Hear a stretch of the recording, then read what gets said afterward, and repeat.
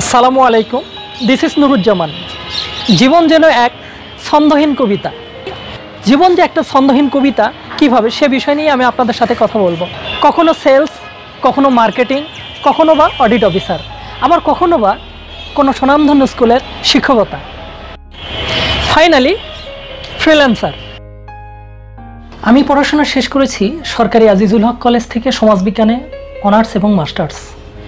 পড়াশোনার চলাকালীন সময়, এমনকি ছোটোবেলা থেকে আমার একটা স্বপ্ন ছিল যে আমি হিউজ অর্থ ইনকাম করব। স্বপ্ন ছিল যে আমি এমন একটা প্রফেশনে যাব যেখান থেকে আমার প্রয়োজনীয় যে ইনকাম সেটা আসবে। তারপরে আমি যখন পড়াশোনা শেষ করলাম, আমি প্রফেশন হিসেবে বেছে নিলাম মার্কেটিং পেশাকে। প্রথমে আমি ছিলাম সেলসে, তারপরে মার্কেটিং এক্সিকিউটিভ, তারপর অডিট অফিসার।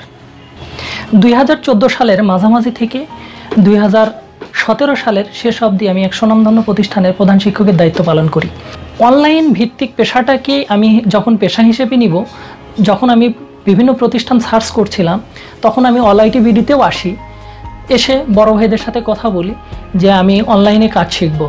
তাদের সাথে কথা বলার পরে ওনারা আমার চিন্তাধারাটাকেই চেঞ্জ করে দেন, যেন এমন একটি কাজ শিখব যেখান থেকে আমি অনলাইন এবং অফলাইন দুটোতেই আমার পেশাটাকে সাস্টেইন করতে পারি। আফটার দ্যাট ওনারা আমাকে অনলাইনে কাজ করা যায় অনেকগুলো তথ্য দেন, কিন্তু এর মধ্যে অফলাইনে অনলাইনে কাজ করা যায়, এই কাজগুলোর মধ্যে গ্রাফিক্স ডিজাইনটা আমার কাছে পারফেক্ট বলে মনে হয়। এবং আমি তারপরে সিদ্ধান্ত নিই যে গ্রাফিক্স ডিজাইনে কাজ শিখব এবং সেখান থেকে অনলাইনে ও অফলাইনে দুটোতেই আমি কাজ করতে পারবো। আমি অল আইটি বিডিতে ভর্তি হলাম।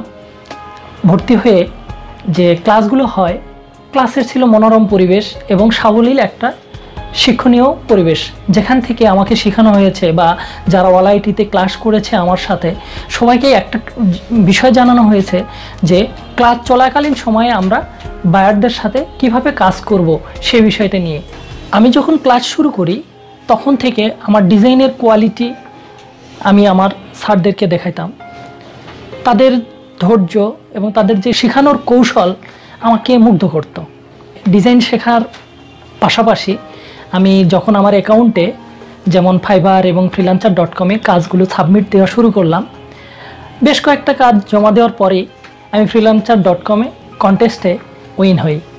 তখন আমি অল আইটি বিডির হেল্পলাইনে নক করি এবং ওনাদের সার্বিক সহযোগিতায় আমি ফাইলটি যথাসময়ে জমা দিতে পারি এবং আমার কাজের নতুন একটা ধারা উন্মোচিত হয়।